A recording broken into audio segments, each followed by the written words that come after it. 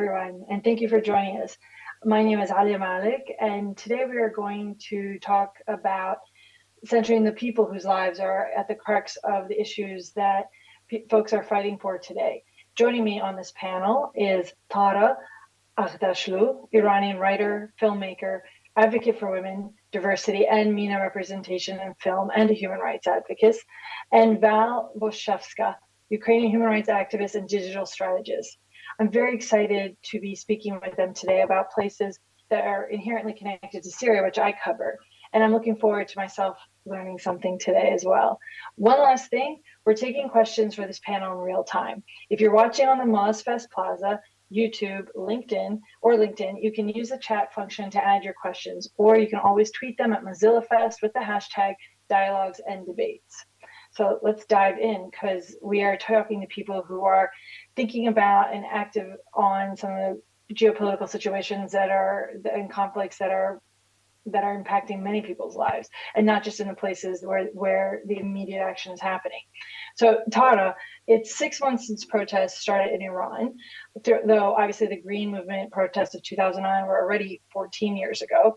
And Iranians have, of course, been dissenting since the earliest days after the revolution in 1979 that brought the current regime to power. And Val, we are more than a year out from the Russian invasion of Ukraine, even as, of course, again, Putin has been chipping away at Ukrainian territory and sovereignty, most notably in Crimea, for much longer. So to the both of you, how do you see the situations in Iran and in Ukraine today? And of course, feel free to connect them to the greater geopolitical situation we find ourselves in, generally, if you like, but also specifically in terms of how solidarity, which is what we're here to talk about, tangible and rhetorical, has been expressed with the people living through these moments.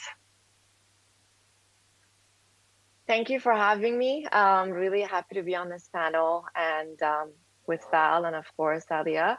Yeah, I think just to jump right in, it's been a very painful but extremely inspiring 6 months.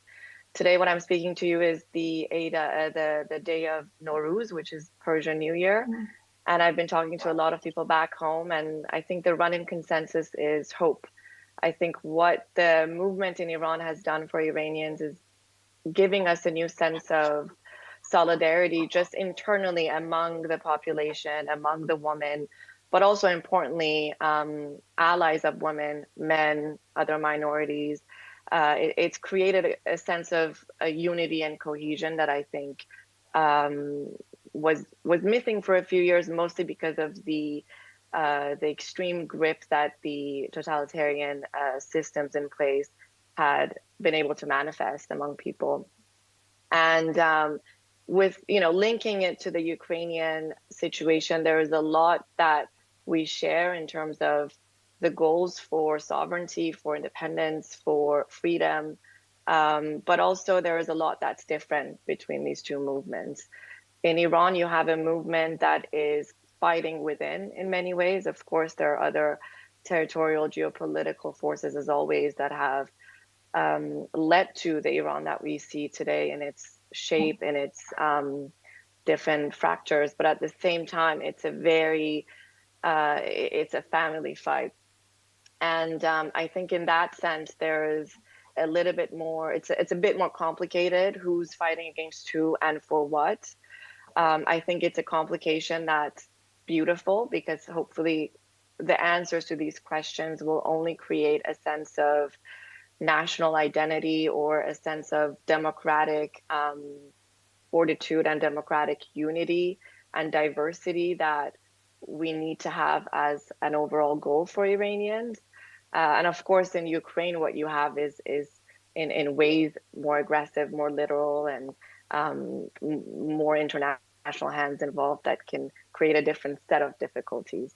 But just quickly, I remember in 2009 that you mentioned when the Green Movement was happening. I remember the callback to the 2004 Orange Revolution in Ukraine, and how a lot of people were actually looking at videos and looking at tactics that were used in that uprising, which initially was successful and of course kind of went into a different path. And then, even the calling it the Green Movement, I don't think was an accident.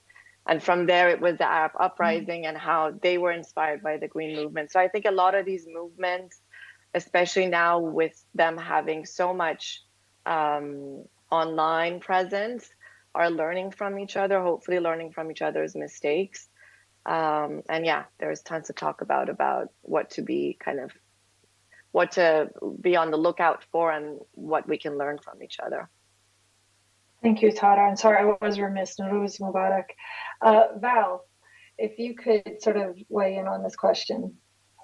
Yeah, of course. And I'm also very grateful to be here with both of you and to have the opportunity to speak a little bit about my own country.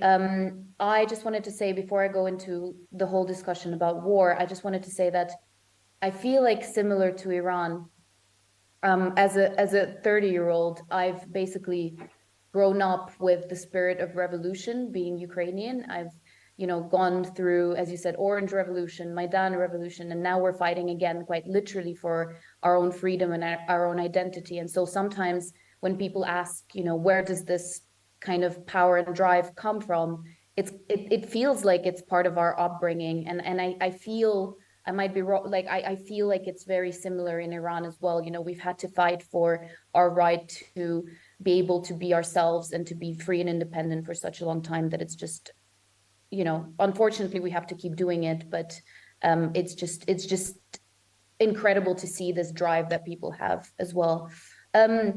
Yeah, as you said, in terms of Ukraine in general, the war started in 2014 for a lot of Ukrainians. What we're seeing right now is sort of a second full-scale invasion of Ukraine, and we, for a very long time, people who didn't live in eastern parts of Ukraine and Crimea, war was actually quite far away from us. And if it was far away from us as Ukrainians, it was also far away for a lot of people in the world.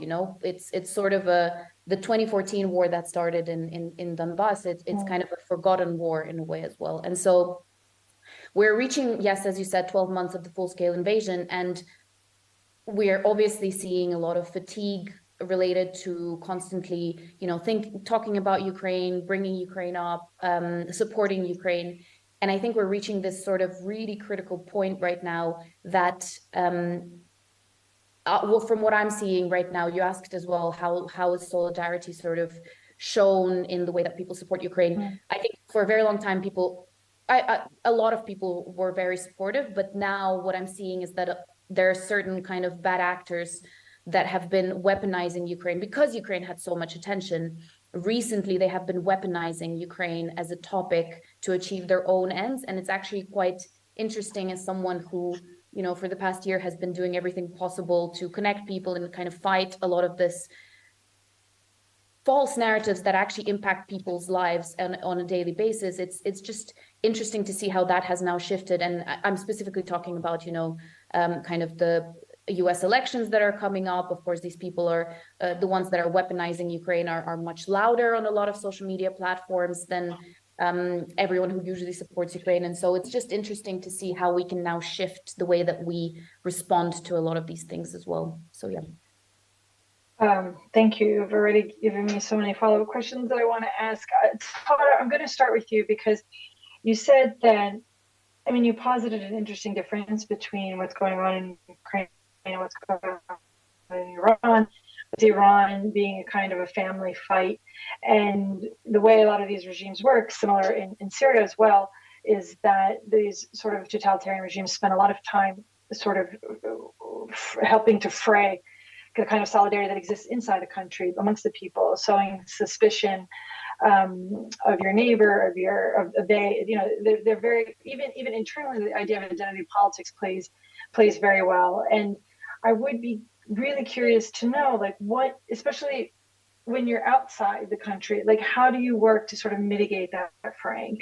Because that is one of the ways that these regimes have been able to perpetuate their power when you're suspicious of the person right next to you, and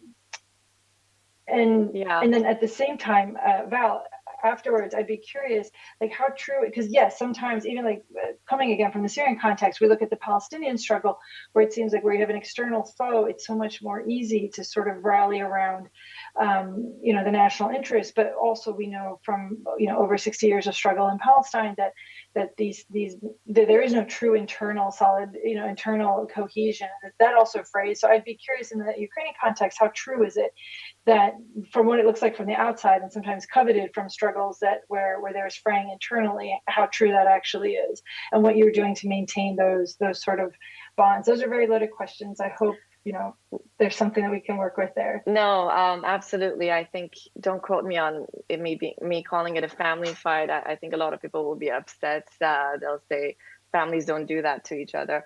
But yeah, I mean, my point was exactly what you mentioned, which is it is in many ways an internal fight that's been brewing. And I think with what the Islamic Republic has done for the past 43 years, they have very to some degree effectively, to some degree clearly not so effectively, but definitely with a lot of strategizing and force, they have taken over a lot of the cultural production, education, and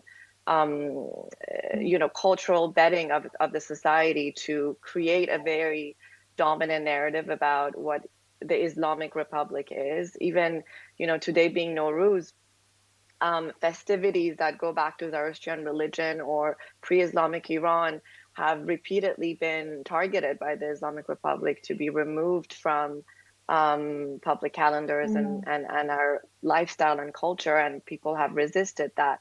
So I think but at the same time, 43 years of this, it does create a little bit of an entanglement of these sort of specific policies and education and where the society is. Because on the one hand, what we see today, there is this incredible chasm between the government and the people.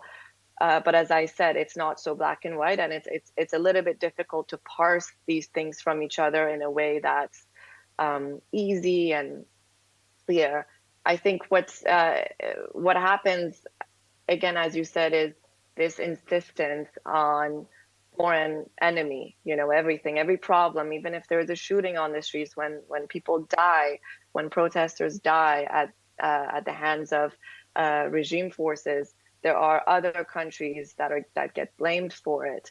So there is this huge advantage that the ruling government tries to implement by constantly dodging bullets and blaming foreign countries.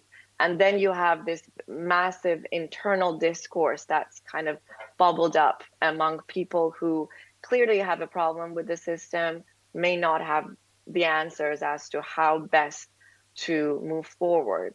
I do think we're at a place in our opposition inside and outside the country where the dialogue is stronger than ever among people who want change. But sadly, because of regimes' expert targeting of movement of information and internet access and flow of information, this dialogue can get interrupted or can get weaponized, as Val said, or misinformed or misrepresented, which really moves against our this truly grassroots and democratic movement. So I think there is this dialogue is in many ways growing, and there is a unity around it, but there is a pluralism when it comes down to it, and that's not necessarily a thing that has fully become part of our opposition language. But I think there are activists, and there is a lot of movement around creating these, trying and being inclusive with the movement, whether it's to do with women's rights, as well as various ethnic rights, linguistic rights, religious rights. It's a big job, and it's, for every country, you look at any other country in the world, these are problems that are applied to a lot of countries. But I'm hopeful. I think there is a huge change that has come out after this massive movement started. Fascinating. And Val, sort of from the other side, does unity across Ukrainian society, is it as good as it looks from the outside? What's it actually like from the inside? It's actually a really fascinating question that I think doesn't get covered enough. Before the war, Ukrainian civil society was actually extremely vibrant, you know, as any post-Soviet kind of post-colonial, I guess, country. We had to quickly develop our civil society to make our country better, to develop it from the beginning, right? So Ukraine became independent again in 1992. And I was talking to a friend today, and we were actually discussing that Ukrainian civil society started from anti-corruption movements all across Ukraine. You know, the reason that we hear so much now about Ukraine and corruption is actually because our civil society has been so powerful in bringing these stories up and talking about them, that now a lot of people are hearing it and then putting the two and two together and thinking, oh, you know, Ukraine, corrupt country, etc. But actually, it's one of the indicators for why our civil society has been so incredible. And when the war started, you know, just so you also for context, Ukraine is an extremely kind of, we like to fight with each other. We like to kind of have arguments with each other. There's always some social media scandal that people are discussing for days. And when the war started, we really, for at least 12 months, put our differences aside because there was something bigger that we were fighting for. And I think it's been so incredible because we're now trying to develop our country in a way that will allow us to kind of develop a separate identity that is so separate from Russia, yet so diverse in what people care about and what people, you know, want from Ukraine, that I think it's going to allow us to really create something new when the war ends. And even before the war ends already, it's quite interesting to already see how all of this is coming together. And then the other thing is, this is going to sound cheesy, but I personally think that, you know, empathy is a muscle. Like, you need to train it in the way that if you care about one cause, you can care about many causes. And it's the same as like within Ukraine itself, right? Like, if you start within, you know, there's obviously a lot of, as in any post-Soviet countries, that are, there's a lot of domestic violence and things like that. And people started doing activism around that, and then anti-corruption, and then something else. And it's just like, slowly, step by step, we've been able to train our activist empathy muscle to be able to deal with a lot of the issues in Ukraine. And I think the good thing about Ukraine is that we can openly talk about our issues as well. And I think that's a good sign of a country that is starting to move away from quite a authoritarian, I mean, it's starting to move away from its like the Soviet legacy of controlling everything. And I'm actually proud that Ukraine has a difference of opinions and ideas, and it's what's going to allow us to really separate ourselves from our past. Val, though, to stick with you, I do want to follow up on that, because Russia obviously not only has invaded Ukraine, Russia is also a very effective actor in the disinformation sphere, and has been very effective, even in a place like the United States, at sort of preying on the divisions that already exist in a society. And the U.S. is arguably a place of free press. And I am wondering, and Russian disinformation and Iranian disinformation, must be said, were very effective in stemming a global consensus as to what was actually happening in Syria. And I would be curious to know, particularly because you also do work in the digital spheres, knowing that Russia employs it's not only militarily invaded Ukraine, it knows how to employ this strategy of disinformation it's never to really convince you of another position as much as to sort of lead you with a kind of like data as to what is actually happening. Have you seen, any attempts at preying on these divisions that you said predate the war, the invasion in Ukraine? And if so, what does it look like to stop that fraying? Like Iran and Syria are sort of kind of like a post example. So learning from each other's movements and knowing that this is an effective strategy, what does that look like for you as you think about, strategizing digitally and also to hold that unity? Yeah, I think Russia has been very successful at sowing exactly what you said, sort of the divisions, not just in Ukraine, but I think globally as well. The sad fact is that Ukraine realized a little bit later how important communications and soft power and internet and social media have been in terms of sort of creating these narratives and things like that and fighting them. And I think in a lot of ways we've lost on a lot of different kind of aspects of that. And so I think it's just a matter of, I mean, it's going to sound super simple, but I have my one recommendation for how we can actually start fighting it more effectively, misinformation, disinformation, all of these harmful narratives, is super simple. Start listening to the people that have been invaded, and start listening to the people that have been sort of bombed for now, I don't know, a year, all of Ukraine, and way more than that, you know, in the east of Ukraine. Because I understand why some people might think that it's interesting to listen to sort of, I don't know, contrarian opinions on social media about their hot takes on what's happening in Ukraine. I understand why people like are curious to find extra information than what they're seeing. But actually, I just think that the solution is simple, and you just need to be able to trust the people that are telling you that something is happening, this is how they feel, this is what they need. And I think the more people start paying attention to that and to elevate trust and sort of speak to Ukrainians, and it's not just about Ukraine, right? It's about a lot of the countries. I mean, it's a lot of places where misinformation has been used to specifically. I mean, I think in Ukraine right now, we're just seeing that it can actually lead to full, and in Syria as well, it can lead to actual violence, war, etc. These narratives are not just plain words, right? They're used to justify invasions and things like that. But yeah, I think my main message would be that just, even if it feels uncomfortable, even if you don't think that, you know, even if you think that maybe you should consider speaking to experts, or, you know, reading some long articles of analytical work about Ukraine, I actually think that just embrace talking to people affected and trust people who tell you about their own situations, to be able to counter those fake narratives and harmful narratives that Russia has been spreading. Well, If maybe, I can just yeah, sorry, please. no, I was just going to jump on that and say that I think everything you said is absolutely true. And I think sometimes we just have to consider the fact that it's not even, you know, of course, journalists and people who are in the digital sphere spreading information need to do their fact checking, need to ask the questions, need to look at context.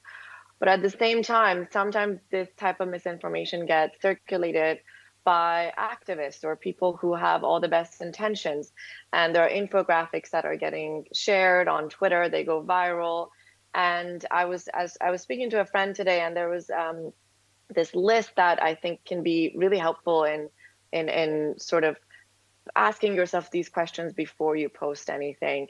Who made it? What is the source? Where did it come from? Why are you sharing it? And when was it published? So questions that really ask you the intention behind some of these viral infographics, who is benefiting from them. And a lot of times those, there's like a Venn diagram of who's benefiting from it. And you'd be surprised as to who is actually benefiting from certain types of information. And just not being so quick as to, there's a fever and there's an excitement when there are protests on the streets, and there are women, for example, in Iran, who are burning their headscarves and dancing and shouting. And I mean, it's inspiring. It's incredible. It's galvanizing.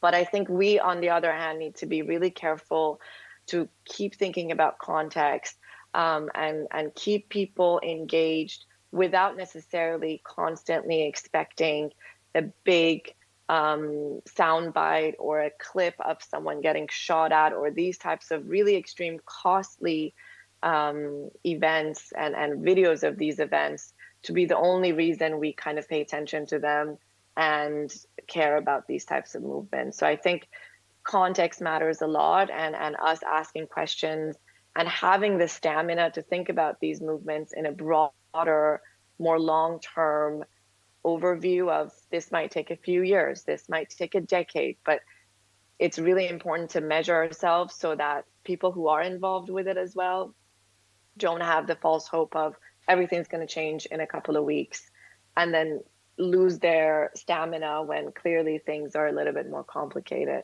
And these are not as fun as saying, yes, this is it, this is the revolution, and it's going to be done within a month. And we don't live in an age of nuance. We live in an age of sound bites and you know, easy to digest bits of information. But I think, yeah, I also invite people to kind of do a bit more digging on these things.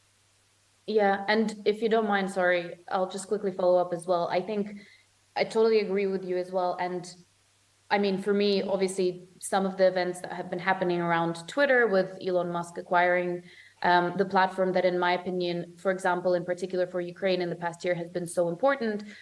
The way that he's transformed the way that people do use the platform, I feel like this feeling of like doing things and sharing things just for the hype has heightened, in my opinion. And so the critical awareness that Tara, you were talking about has actually, the way that the platform has been developing and the way that certain voices have been elevated and the way that he's actually interacted and elevated certain narratives as well has been reinforcing a lot of the issues that you've highlighted. And I think for us to be able to counter that as activists who actually use that platform for good, for connecting people, for educating people, we need to be really on it, and we really need to monitor what is happening with the platform. Because if a platform, you know, for such a long time has been essentially presenting itself as a public good, and now all of a sudden, you know, it's been acquired by someone whose values don't necessarily align with a lot of the values that we all hold, for all of us, it can actually exacerbate the issues that you're talking about even further. So it's just something to watch out for, in my opinion.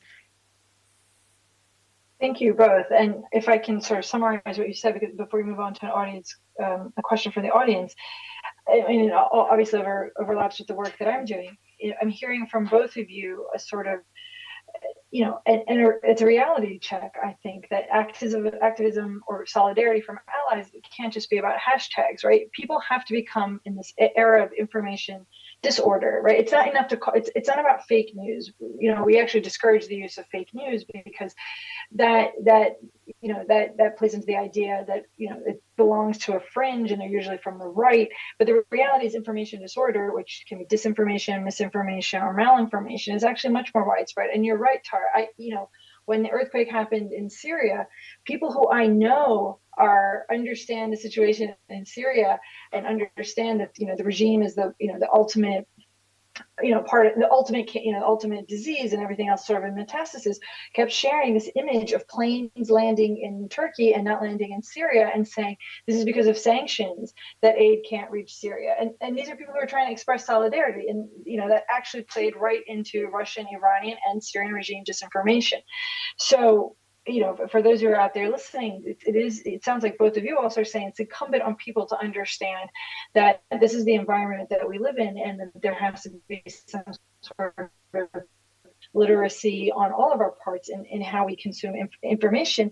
And also, Val, I think it was Val, you know, the idea that we have, or maybe Tara, both of you guys are sort of converging, that we have to lean into the complications of these situations. And by complications, it's not this side, that side. It also has to understand that, you know, I have a line in my book in Syria, and I find this applies everywhere, that a story about today or yesterday usually often starts, you know, decades ago.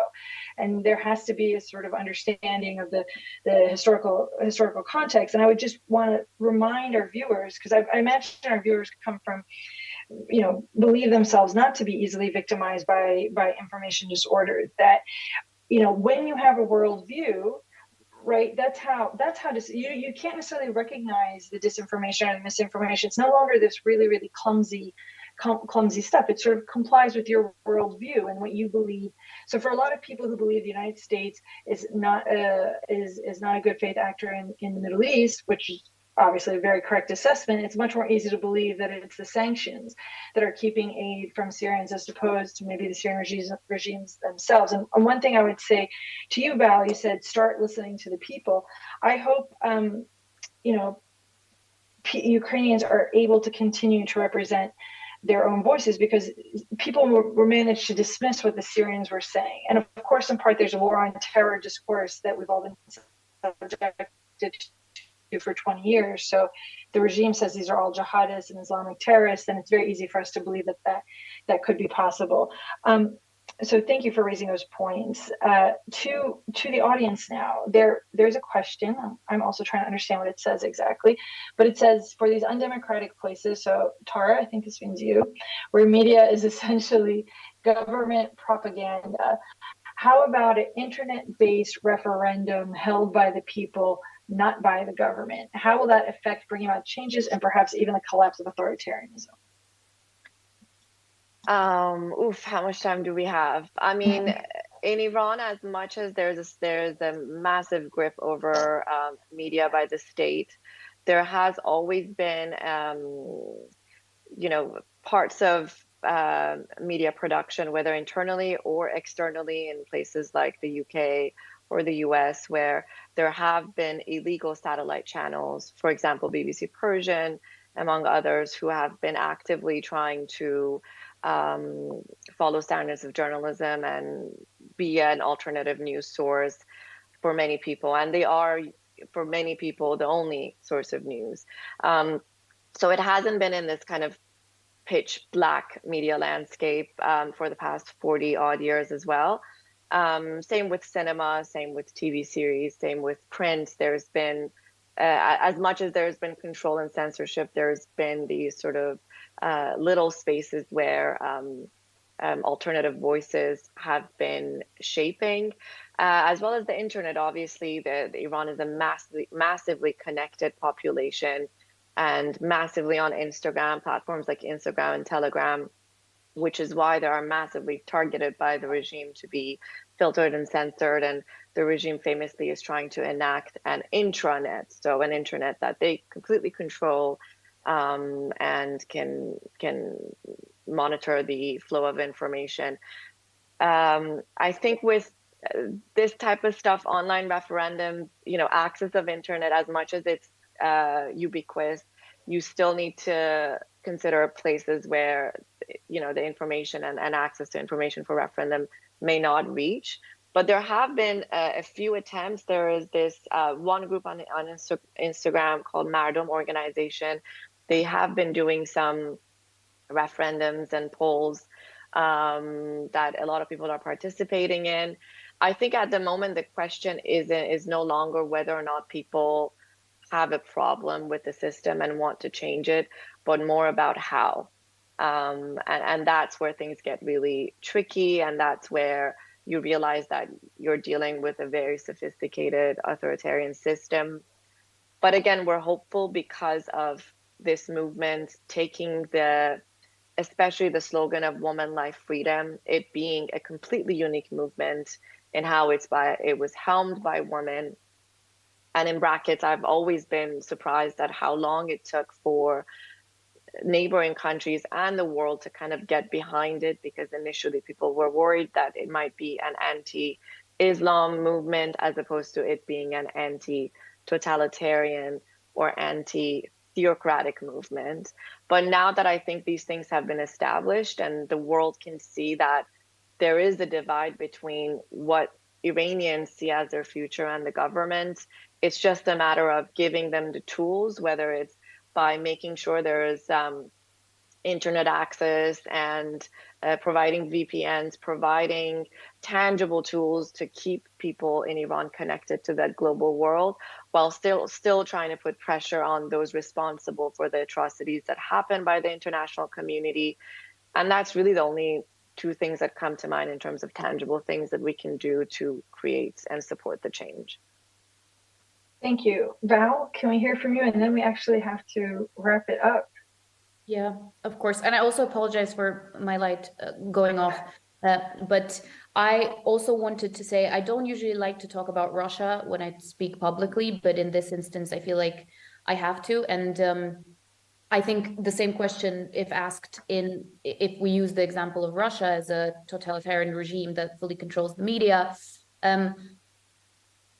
I personally don't have that much faith at this point in time that if there was an internet referendum around what is happening in Ukraine and around, the way that affairs have been running in Russia, that it would change much, just because I feel like the media has been so powerful, and also the Kremlin kind of machine has been investing for such a long time into also spreading narratives, not just in media, but through all online places that are possible, that it's a little bit more complicated in that instance. And I know a lot of people before the war, before the war started, the full-scale war started, was saying that, like, surely when people start seeing all the atrocities that are happening in Ukraine, people will rise up and overthrow the regime because the atrocities are horrific, and there's hundreds of thousands of people that have been killed.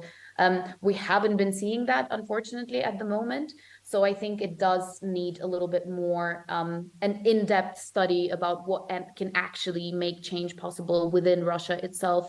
I don't think it's as simple as an internet referendum. So basically what I'm trying to say as well is that it really differs from country to country, and historically how different regimes have been trying to control different kind of parts of the population. So it's quite, it differs everywhere. And just particularly in the case of Russia, I think a lot of Ukrainians had high hopes for internet being a tool to stop what is happening, but we've been disillusioned more and more about its actual power and control, like kind of ability to change anything within Russia.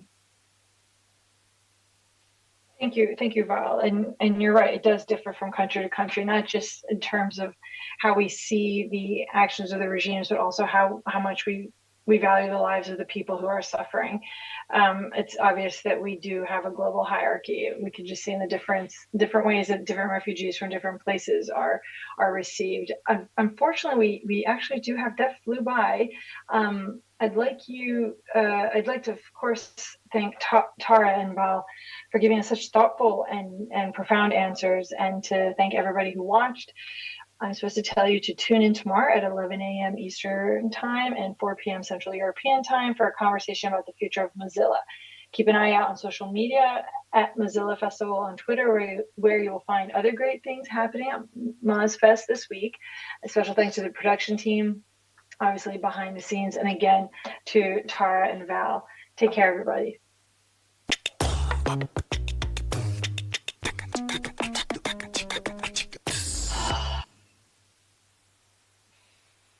That was crazy.